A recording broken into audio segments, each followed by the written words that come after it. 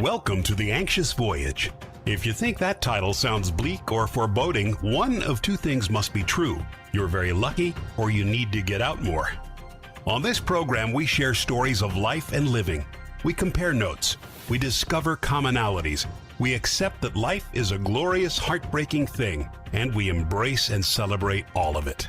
Take the ride with us. We're glad you're here. Now, here's your host, Mark O'Brien. We're glad you're here. We are coming to you again, and as always, from World Headquarters in Middletown, Connecticut. And before I introduce my guest, I just want to give you an update. At the beginning of the last program, I mentioned the fact that the city of Middletown, where I live, was having its annual human cannonball launching contest across Lake Bezic in Middlefield. So I have a news update to just share with you here. Human cannonball Albert Murfwiffle won the award for the longest launch in the recent human cannonball launch competition at Lake Bezic in Middlefield, Connecticut. His win was tainted slightly by the fact that he flew across the width of the lake and through the living room window of Mrs. Mildred Klotz, age 93, of 26 Lakeshore Drive. When he came through the window, I thought he was Superman, said Mrs. Klotz, but he wasn't wearing a cape.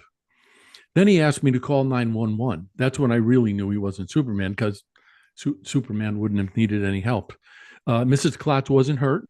Mr. Murfwiffle is recovering from his injuries, and Mrs. Klotz's homeowner's insurance is paying to replace her window. All's well that ends well. So, yes, we are indeed glad you're here, and it is my distinct pleasure to introduce my guest today, who is Joi Brooks. Joi, welcome. Hey, how are you? I'm good, thank you, and thank you for being here. We have spent a little bit of time together on a couple of different occasions, but I don't really know all that much about you. Could I ask you please to give us a little bit of history and how you came to be where you are? Well, my mom and dad, no, you don't want to go that far. I would. Yeah, I remember asking mom and dad one time over dinner when I was very young. I looked at mom, I looked at dad, and I said, "You mean you guys did it?" So I must have been taught something. And they both looked at me. I think my father gagged on his food. Who am I? So I am a native New Yorker. Grew up on Long Island, and I just discovered that Long Islanders don't say Long Island. People from New Jersey do. Ah, that's critical. Yeah, that's critical. I went to school. I wanted to become an archaeologist. My mother said over her dead body.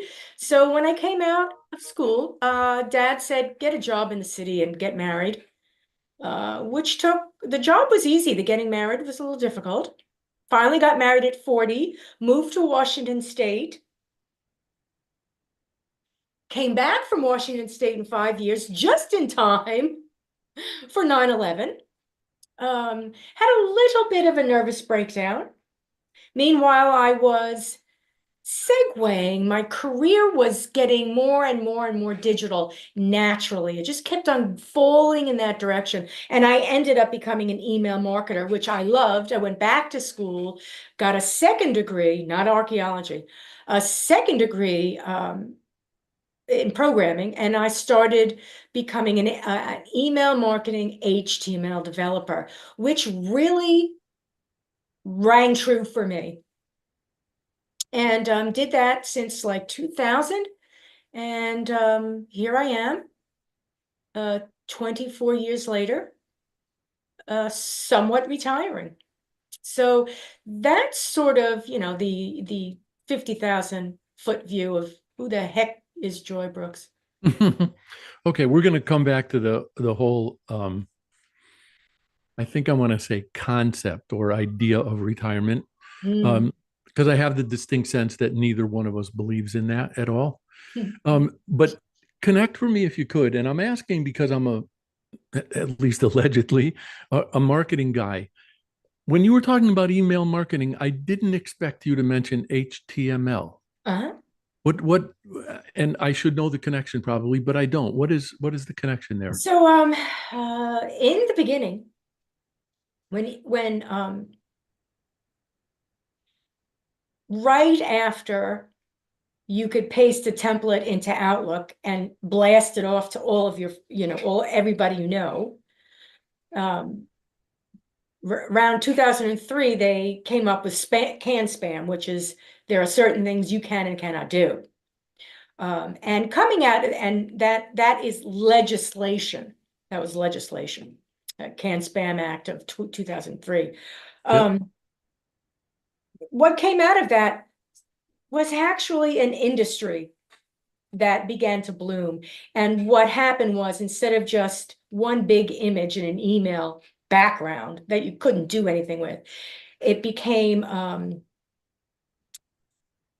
a whole marketing game where you could click on it. You get newsletters, you get call to actions, you get a whole bunch of things. And what all those things were built on was HTML, which is markup language, Mm-hmm. hypertext markup language. So yeah, so the emails are built with that, and they needed to conform to a structure before all of these easy editors came along where you could just drag and drop stuff into a box and, oh, whoopee, I could send it. HTML still rules. It's just they've created WYSIWYGs on top of it, right? Okay. All these interfaces. I still do HTML development because I feel that if I'm going to help somebody do email marketing, I'm able to control the content more so because I can create really clean code, while these drag and drop editors muck it up a bit.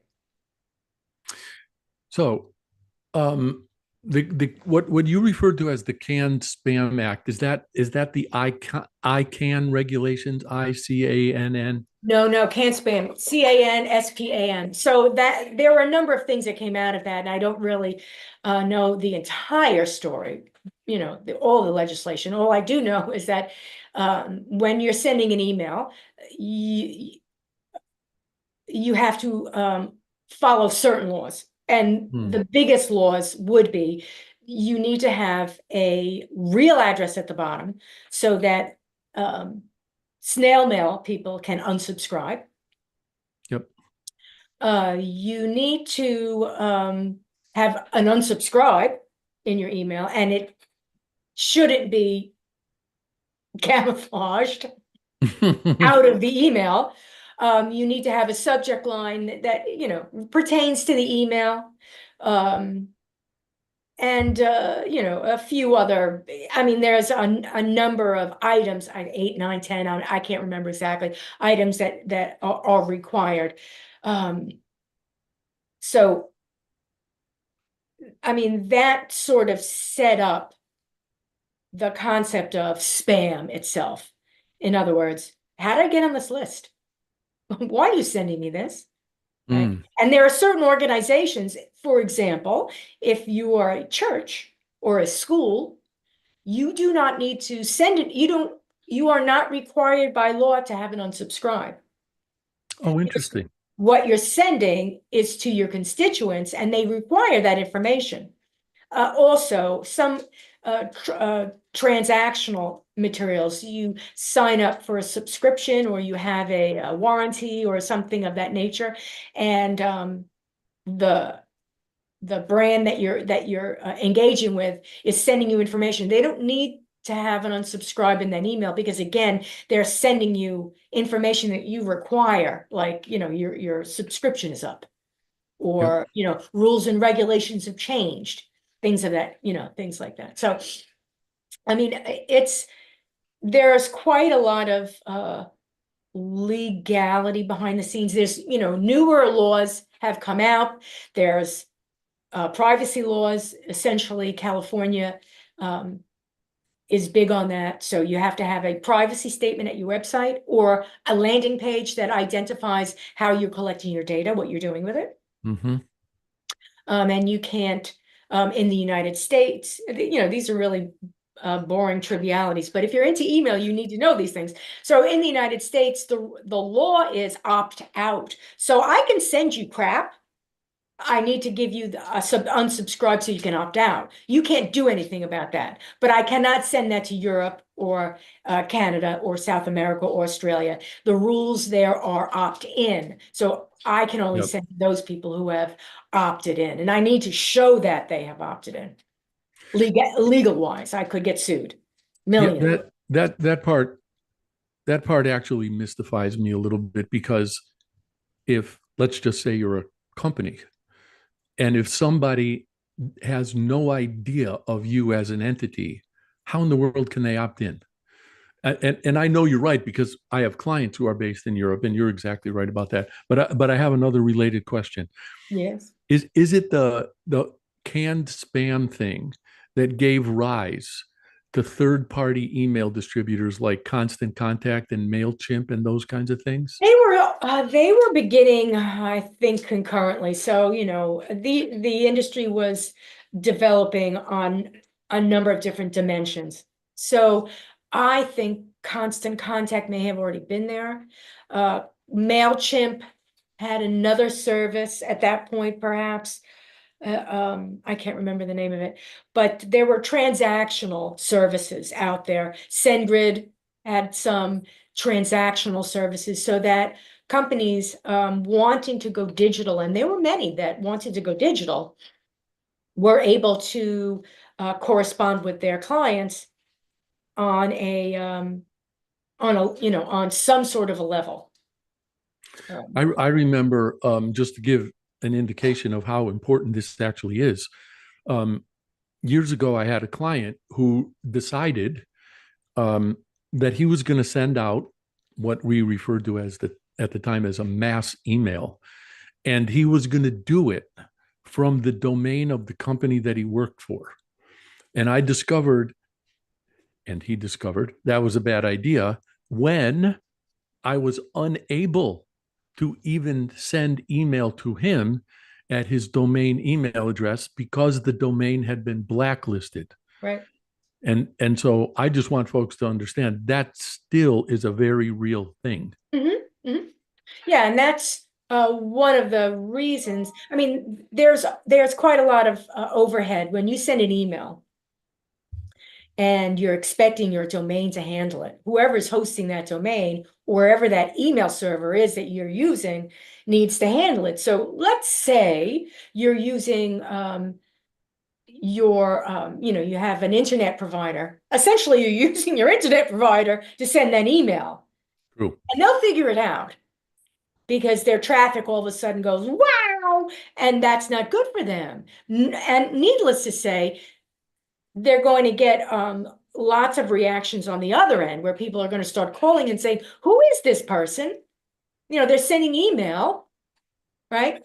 And they're going to connect. Matter of fact, that was one of the reasons why I went back to school, because I worked for a company, and my boss said to me at the time, my cousin, nephew, uncle, whatever it was, told me, and one of these things is that, whenever your boss says that, you're like, okay, what's gonna happen here?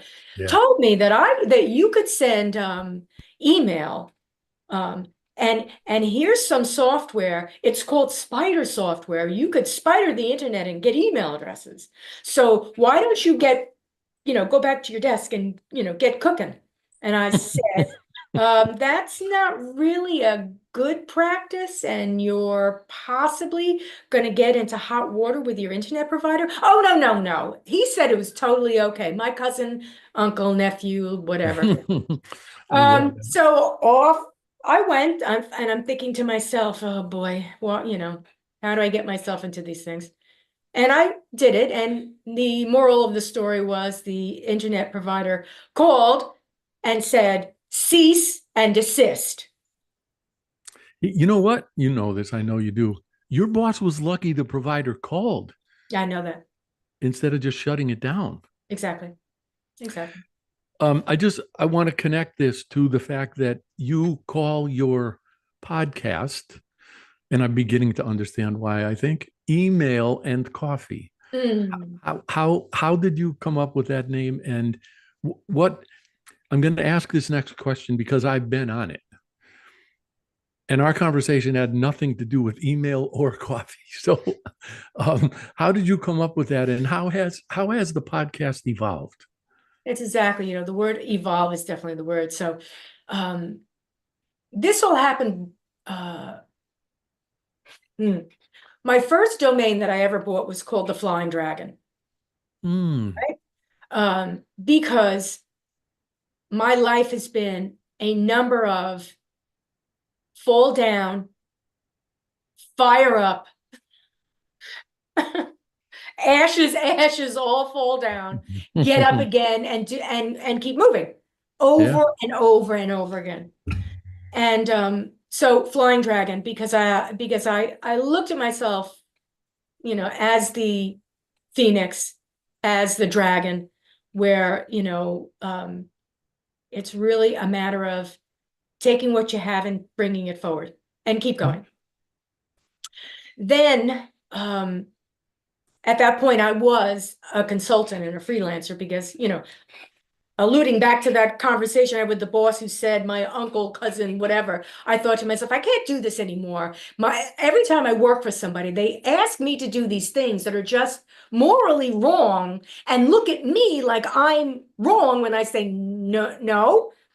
So I thought, I'm going to go out on my own. So I started consulting, and I started using the Flying Dragon as my domain, and I built a website, and I moved forward with that. And it occurred that at the same time when I bought that domain, that I was getting more and more and more involved in email and email marketing.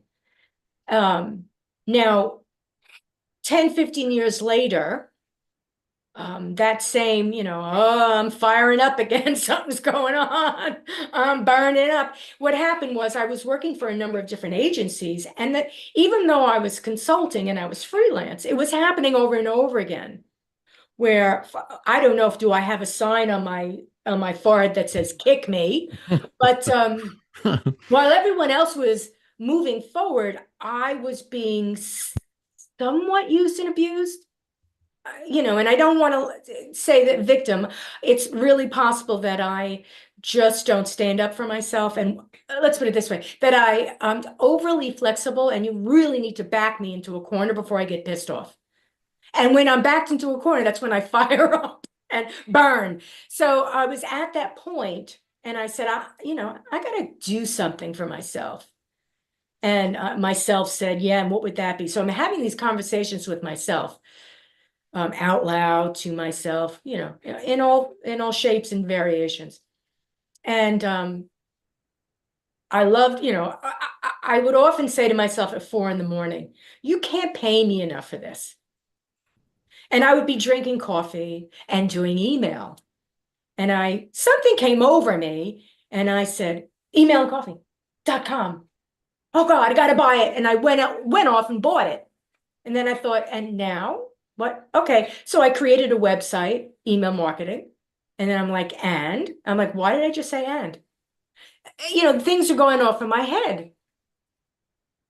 And it was, but right before COVID, it had nothing to do with COVID. It just happened at the same time that I began to say, I need to have something totally mine. It needs to be creative.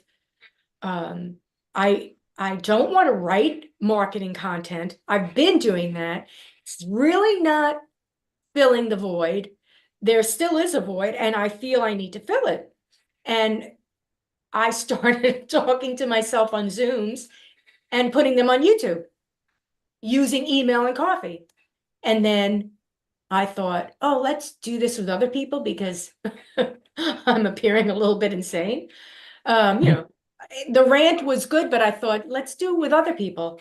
And then I started to do email conversations with marketing people, digital conversations with email on the side. I was always drinking coffee. So the brand started like that. And somewhere within the first year, I said, okay, this is old. If I have another email marketing conversation, I'm going to just shoot myself on air.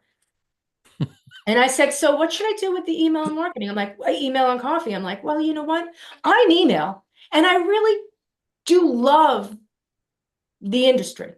And I think like that to some extent. It's somewhere along the lines of ethical marketing. Ooh. Things you could do legally, do the right thing. When you get into that inbox for your customer, what are you going to say? Right? Yeah. So I think like that. And I thought, well, you know what? Just pivot, tweak it a little bit, and continue the conversations. Talk to people you want to talk to. Have those conversations. They don't need to be the hard conversations. We don't necessarily need to do brain surgery, but we can talk about it. So I just kept doing that, and it's still pivoting because I look at it somewhere between a show about everything, entertainment. It's not about me, it's about you thing. And that's still email and coffee, because I'm still email, and my guest would be that warm and fuzzy coffee. Yeah. That's the long You story. just, when you said entertainment, you reminded me, as a late blooming college student, I once took a cultural anthropology course, and it was a 3-hour course. It met once a week at night.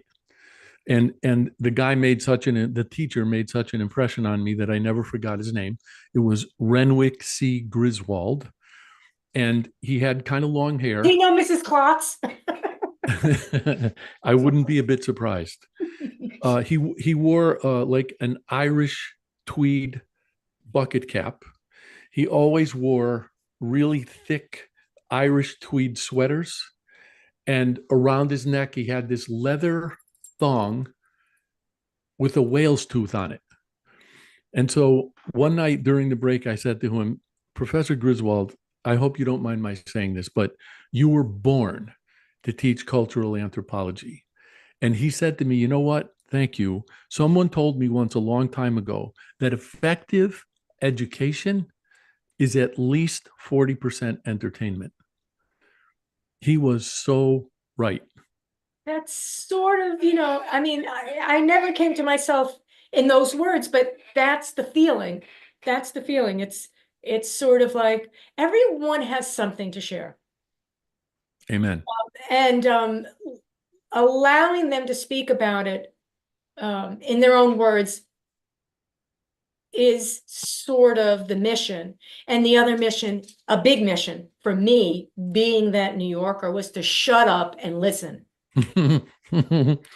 Yeah. I will admit that I struggle with that a little bit my own self.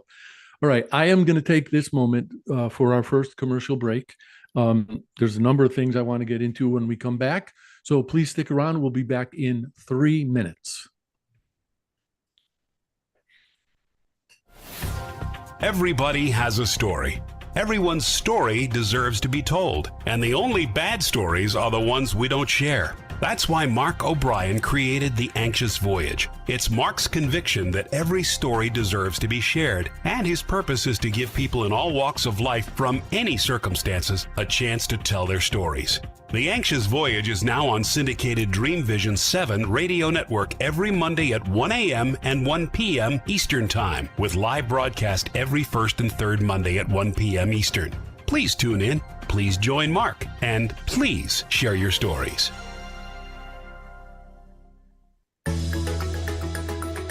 Ever wonder what it's like to have your own radio show? Well, wonder no longer, because you can dip into the radio airwaves by being host for the day on syndicated Dream Vision 7 radio network. It's a fabulous way to get your radio feet wet. It's an opportunity to market your business, modality, or book. Have a guest, mention a sponsor, and take callers. Or you may want to facilitate a lesson by going solo. It's up to you. Listeners can be online, mobile, in cars with Bluetooth, or listen through Amazon's Echo by asking, Alexa, play Dream Vision 7 Radio Network. For more details, go to dreamvision7radio.com and click on Host for the Day.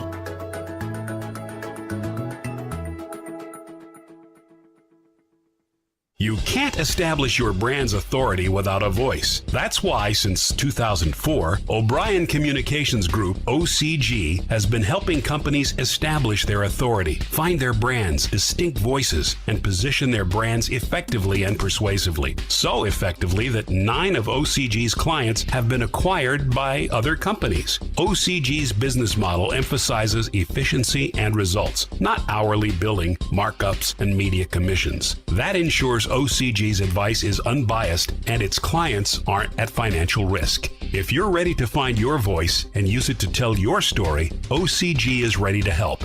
You can find O'Brien Communications Group on the web at o'briencg.com. That's OBRIENCG.com, or call 860-944-9022.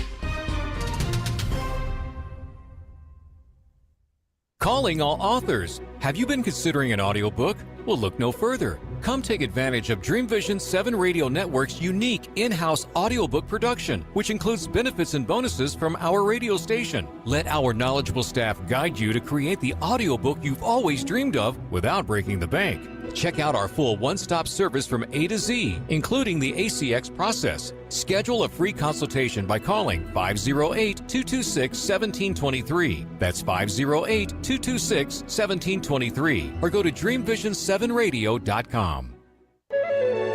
This is Dream Vision 7 Radio Network, uniting mankind with universal love.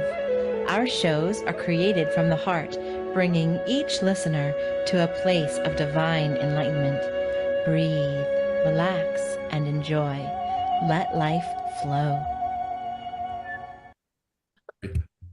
My fault. I'm sorry. Welcome back, everyone. My microphone was off. Okay. I have the same problem with my car. If I don't have my keys, I can't get the thing started. It's just the weirdest thing. Anyway, you said in the first segment that you had in your working life created marketing content, and you didn't want to do that anymore. One of the things that connected for me was that the work you do with email is distributing that marketing content. And then I made the note to myself about doing it effectively, and you said ethically. Mm. And I took some liberty when I wrote the description of this show to say that we were going to talk about coffee, connections, context, and credibility. Mm. So I actually see all of those things connected in the effective and ethical distribution of marketing content. Does that make any sense? Yeah, it does. It has certainly been one of the reasons why I went into consulting, because there's a point where you're asking me to do something and I don't mind, I'm being paid for it. But when it comes to something about that doesn't sound right, and then saying, just do it. And I've had a few bosses do that to me. Just do it. Yeah. Get out and just do it. And that's happened to me in many ways, shapes, and forms. That's why I realized I was a consultant, because I wanted to be able to walk away when it wasn't right, when it didn't feel right, and not have to continuously do things that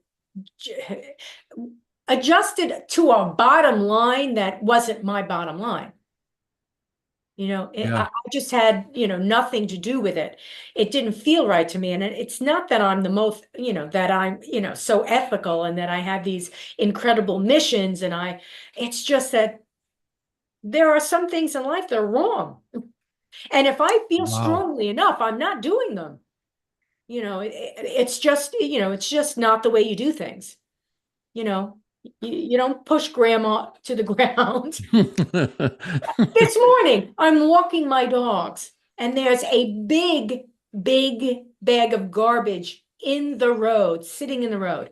Cars are passing it. And I'm thinking to myself, what is wrong with these people? Pull over. You got a car.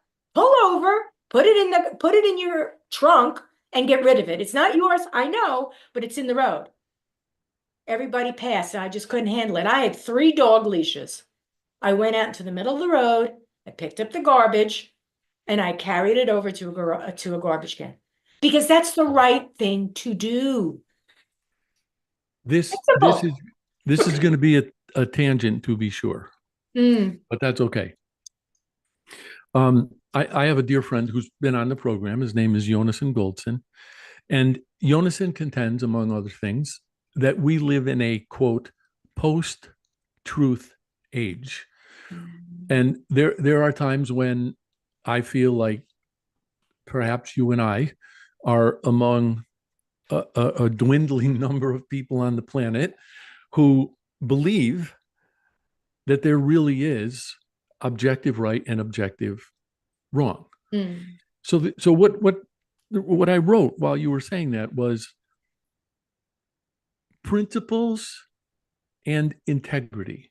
And I do understand that sometimes we can take a stand on principle and maybe not be entirely correct about that.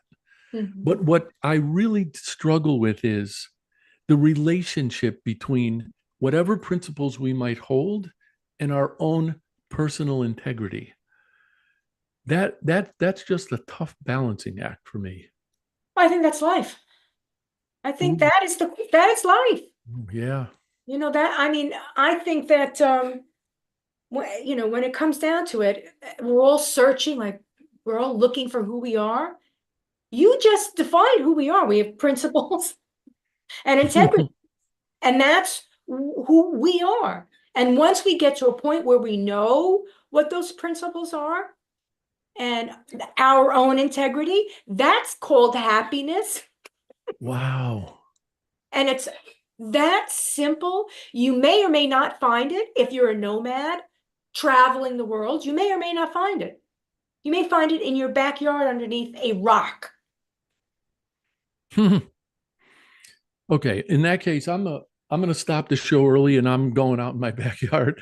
We have lots of rocks That out might there. be under your neighbor's rock. Just saying. Well, if I go in his yard, I'll probably get arrested. So I'm going to connect it to one other thing. You have a group that you call Women in Email Marketing Mastermind. First of all, I would like you to describe to us what that's about. And I'm going to surmise that it has something to do with the principles and integrity and ethical communication and context and connections that we began this segment with. Would I be close? Yeah, I think so. So it was the brainchild of another woman. She reached out about 4 years ago and said, I have an idea, reached out LinkedIn. I have an idea. I'd like to know if any women would like to do some brainstorming together. Just, if you have challenges, whatever it is, once every 2 weeks online, let's do it. So there were 4 of us that said, that's a good idea, let's do it. Because at that point I was walking through Email and Coffee. I was trying to figure out what it was. And I just needed a bouncing board. Or maybe some sanity. I don't know. So I joined the group and I thought to myself, this is such a wonderful thing because first, we're all women, which is good, so that we're comfortable here. 2, we're all email marketing, so we're all talking the same language, which is good. And some of us are talking about email specific things, but some of us are talking about the periphery, right? And this is good. So at the end of the session, we had like maybe 8 or 9 meetings. The woman said, I'm good with this. I'm moving on. And I said, do you mind if I take this on? And some other woman said, I'll help you with it. And we continued with it. And that was 7 cohorts ago. So I'm on the 8th cohort. And what I foresaw was a way for women who are sometimes in a silo, whether they're working full-time, part-time, remote, on-site, whatever it was. Sometimes email marketing people feel that they're in a silo. Or at least I did. In the email marketing silo, you may not necessarily be talking to the people in social, you may not necessarily be talking to sales, or you may be getting directives from sales and you're not necessarily seeing the bottom line. There may be any number of things going on. And so I thought to myself, what a better way to have women talk about their experiences together. And one of the most important things was I needed that grassroots and I needed that common denominator, because the chemistry could easily go astray if you added too much to it. So let's say it was women and men. It could easily go astray because many of the conversations were women-focused conversations where we were talking about, I can't seem to negotiate. And Wow. the women talked about it. And I thought, if we had a guy in there, he would be like, I don't even understand what you guys are talking about. Because in many cases, for whatever reason, I really don't know, men negotiate and women do not. Mm. And at least when I look for a job, let's put it this way. Many women do scrap up and negotiate. I have a girlfriend that does a damn good job. And when I buy my next car, she'll certainly be with me. But I'm not the type of person that negotiates. So if you tell me to do something, I generally go off and do it. I don't ask how much, maybe I'll ask, what's the deadline? But that's it. So having those types of conversations, women-focused conversation, I felt was very important because everyone were, to some extent, we were all coming at least from the same bottom up. For whatever this is worth, I'm going to suggest that I agree with you, and I think you're on the right track. And I would also suggest any conversation that doesn't include testosterone is probably going to be a lot more positive. I had been called by someone to be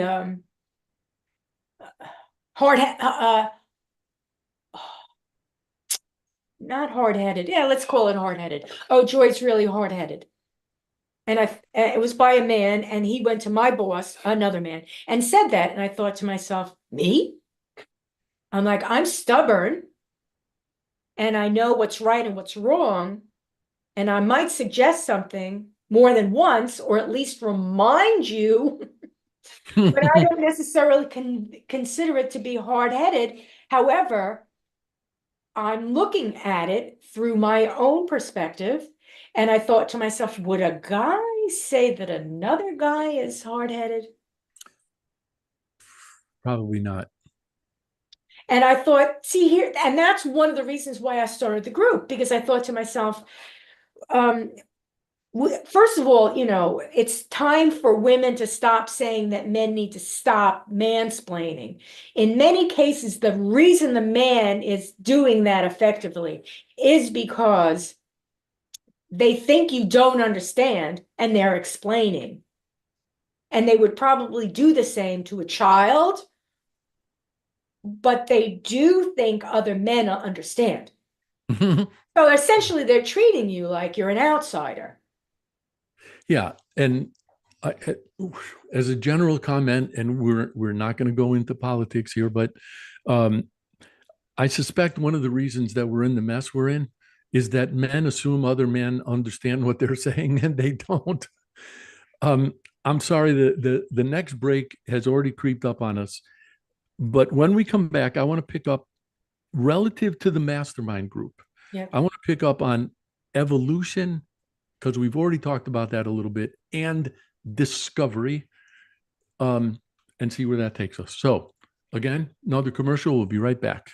Are you ready for the quantum age? Humanity's next step in evolution? Dream Vision 7 Radio Network invites you to the extraordinary platform of evolutionary voices for the quantum age. Let's explore. Learn more about this upcoming age where we bridge science with spirituality. Where potentiality meets reality. Where we take compassion into action. Our trailblazers and visionaries will ask the whys, the what ifs, while igniting continuous possibility. Come along with us into an age beyond what we know today, where we can grow together in unity consciousness. Experience evolutionary voices for the quantum age, Monday through Friday at 8 a.m. and 8 p.m. Eastern on DreamVision7Radio.com. You can't establish your brand's authority without a voice. That's why, since 2004, O'Brien Communications Group, OCG, has been helping companies establish their authority, find their brands' distinct voices, and position their brands effectively and persuasively. So effectively that 9 of OCG's clients have been acquired by other companies. OCG's business model emphasizes efficiency and results, not hourly billing, markups, and media commissions. That ensures OCG's advice is unbiased and its clients aren't at financial risk. If you're ready to find your voice and use it to tell your story, OCG is ready to help. You can find O'Brien Communications Group on the web at o'briencg.com. That's OBRIENCG.com or call 860-944-9022. Calling all authors. Have you been considering an audiobook? Well, look no further. Come take advantage of Dream Vision 7 Radio Network's unique in-house audiobook production, which includes benefits and bonuses from our radio station. Let our knowledgeable staff guide you to create the audiobook you've always dreamed of without breaking the bank. Check out our full one-stop service from A to Z, including the ACX process. Schedule a free consultation by calling 508-226-1723. That's 508-226-1723. Or go to dreamvision7radio.com. Everybody has a story. Everyone's story deserves to be told, and the only bad stories are the ones we don't share. That's why Mark O'Brien created The Anxious Voyage. It's Mark's conviction that every story deserves to be shared, and his purpose is to give people in all walks of life from any circumstances a chance to tell their stories. The Anxious Voyage is now on syndicated Dream Vision 7 radio network every Monday at 1 a.m. and 1 p.m. Eastern Time, with live broadcast every first and third Monday at 1 p.m. Eastern. Please tune in, please join Mark, and please share your stories. This is Dream Vision 7 Radio Network, uniting mankind with universal love. Our shows are created from the heart, bringing each listener to a place of divine enlightenment. Breathe, relax, and enjoy. Let life flow.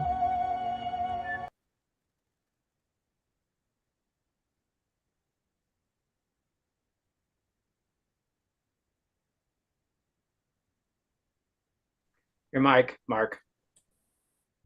You think after forgetting to turn my mic back on the first time, I might be better the second? You would think that. You'd be wrong. Habits die hard. Sorry about that. Yes, they do. Okay, so we were talking about your Women in Email Marketing Mastermind. You and I had talked even before we started recording, and then during this recording, about evolution.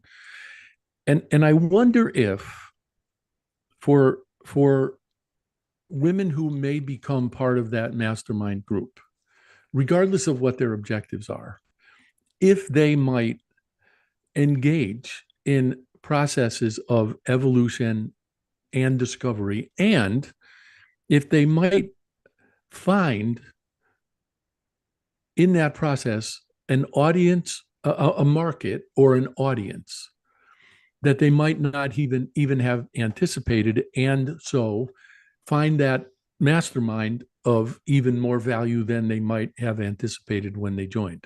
Yeah, well, that really is my mission, but in many cases, the mastermind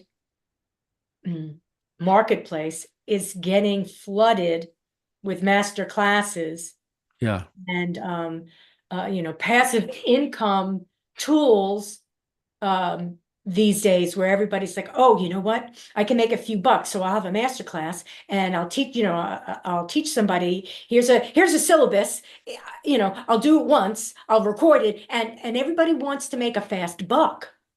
So there's a lot of these out there. Mine was never meant to be a master class. It was always meant to be a mastermind. It was always meant to be a function of the people within it. It cannot be anything without the members. It doesn't exist outside of the members. And every single one would be different by virtue of the membership. So that's what it was meant to be. But I think I'm getting, I don't like to use the word competition, but there's a lot of tools out there, and in the 4 years that I have offered the mastermind, I'm noticing now that there's so much out there. A lot of networking groups. Again, all of these groups are built on the same, they're built toward this passive income, where I'll put in the least amount of effort and I'll make a buck. And that's not what my group is meant to be. So the last round I had, where everyone convinced me that I had to charge some amount of money, because if there's no skin, they're not in the game. And so I charged money, and I realized I don't want to do this, because everyone wanted to know what they were going to get out for their buck. And I thought, that's not what this is about. You're not coming here to get something. You're coming here to give something. And if you're not aware of that, and if you're not willing to give, you don't belong. And so it is an evolution. The mastermind is an evolution, because it needs to change. So I'm sort of going backwards, and I'm actually rethinking the mastermind at this point. I had been advertising it, and I hoped to start it in August, and I was getting deafening silence when I put out registration. And I thought, well, this is, I always, am I odd in this? I always look for the signs. I'm like, okay, this means something. What does it mean? It means I'm not talking to the right people.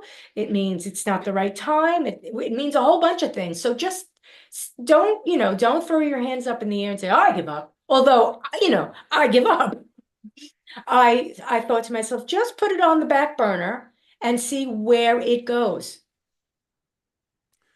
I would like to suggest to you, with all due humility, it may actually be a matter of positioning and differentiation, especially given what you were saying about the fact that there are so many people doing these things. I want to make one comment.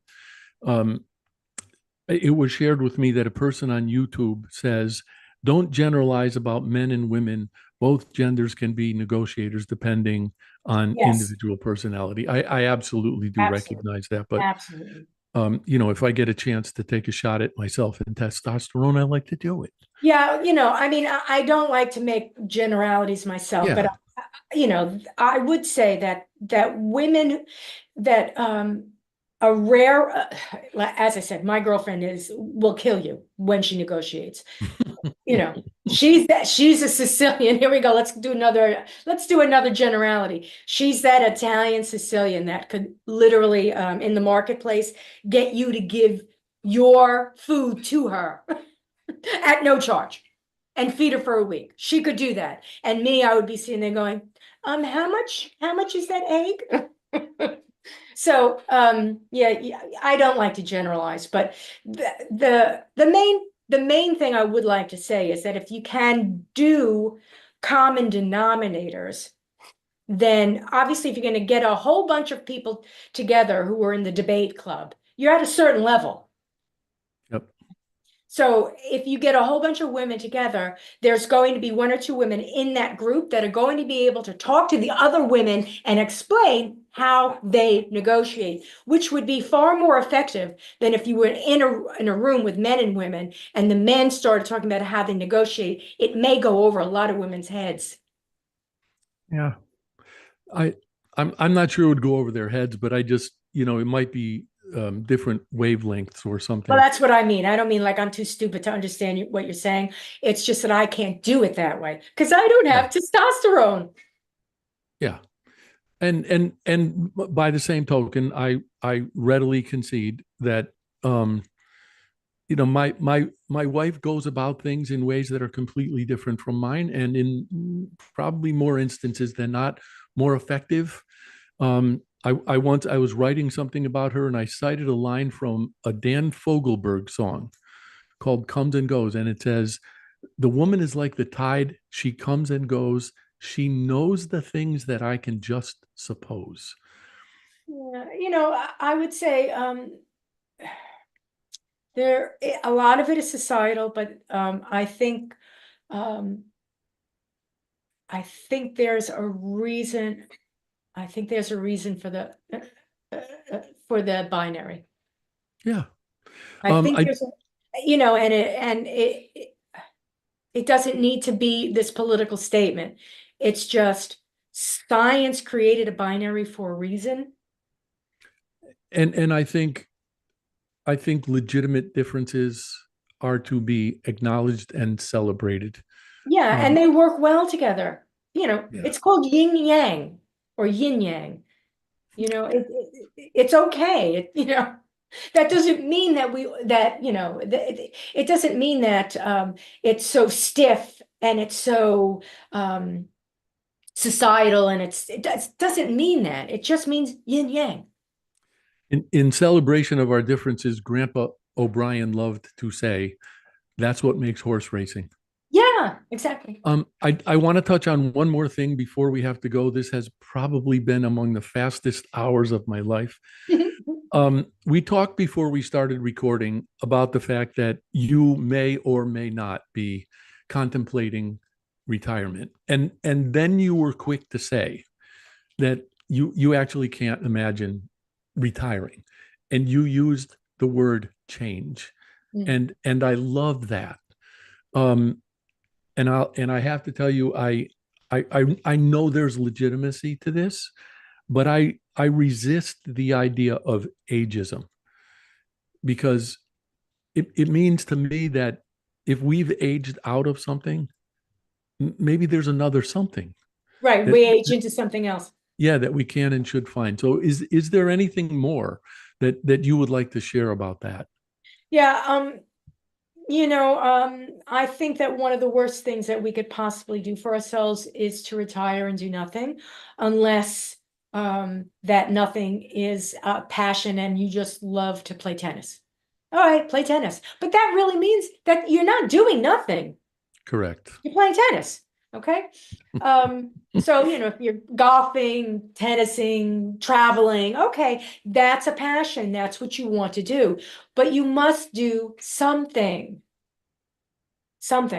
And so what is occurring to me is like, you know what? Maybe I need to gracefully exit out of email marketing and let all the young people come in and let the marketplace and the industry grow. It's evolving. Let it go. You don't necessarily need to know everything and be involved in everything.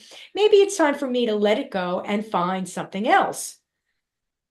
And then my eyes open wide and go, yeah, what is that something else? And there again, that's where I go to ashes, come to the ground and get reborn. The flying dragon, Phoenix once again.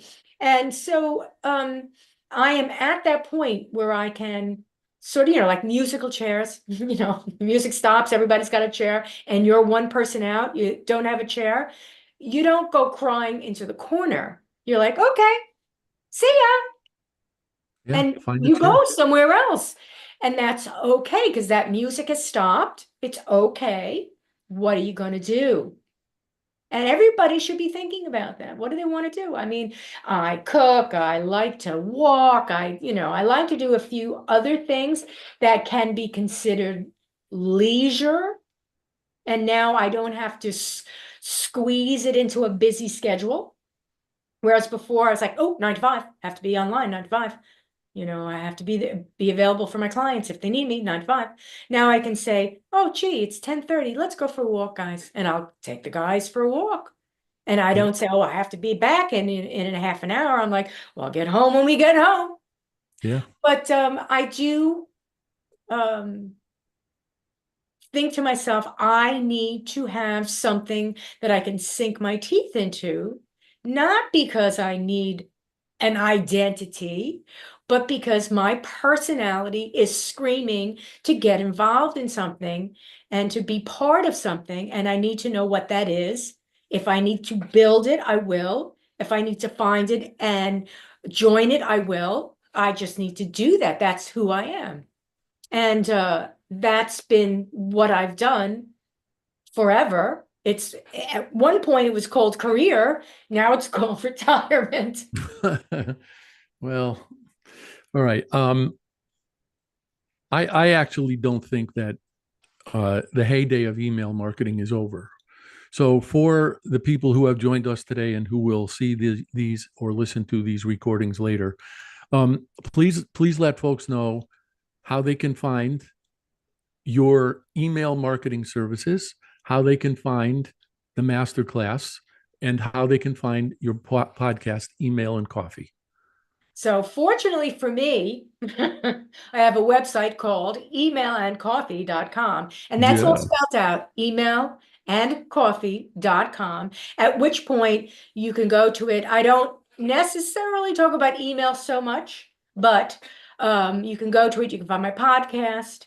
You can get a little bit more information about the women's group, and you can email the Joi, Joi, at emailandcoffee.com to talk about email or podcast or women's groups.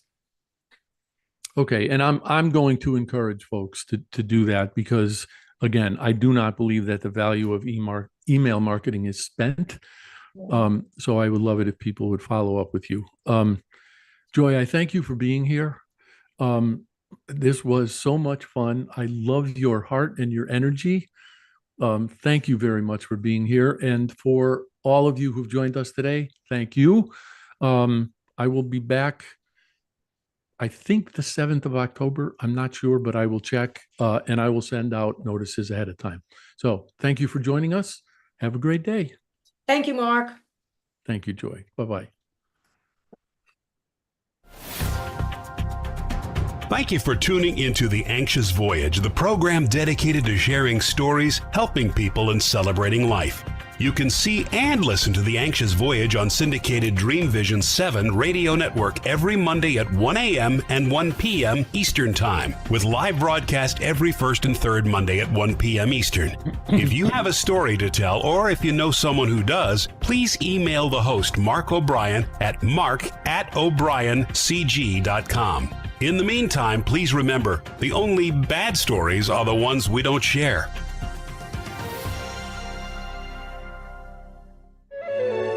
This is Dream Vision 7 Radio Network, uniting mankind with universal love.